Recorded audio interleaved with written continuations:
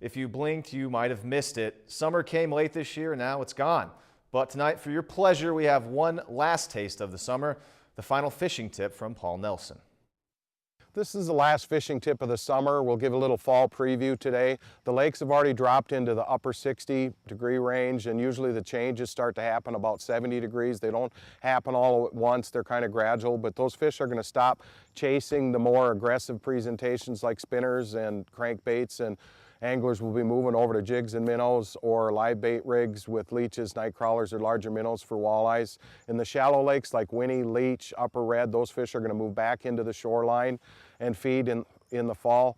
The deeper lakes like Bemidji, Cass, Pike Bay, and many of the other smaller lakes, those fish will actually head in the opposite direction towards deeper water as the thermocline breaks down. So anglers, depending on what type of lake that you're fishing on, you either use your electronics for those deeper fish, or the shallow fish you kind of got to fish through the areas because they're harder to spot on electronics.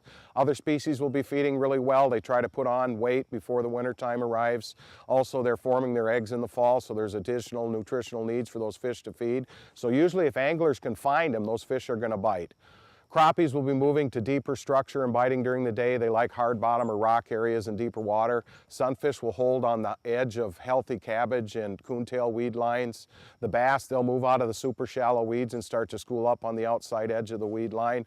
And muskies and northerns, those guys will be patrolling the edge of the weed line until the lakes freeze. So all of the fish are real active in the fall. You should be able to get a good bite going if you can locate the fish. So don't put those boats away. There's still a lot of good fishing to come. This has been Paul Nelson from the Bemidji Area Lakes Guide Service with your last fishing tip of the season. Happy trails, everybody. So let's be nice. I'll say thanks to Paul for another summer of fishing tips. 16 years Paul Nelson has been doing that. It went by fast, but he'll be back next year, I'm sure. If you've enjoyed this segment of Lakeland News, please consider making a tax-deductible contribution to Lakeland Public Television.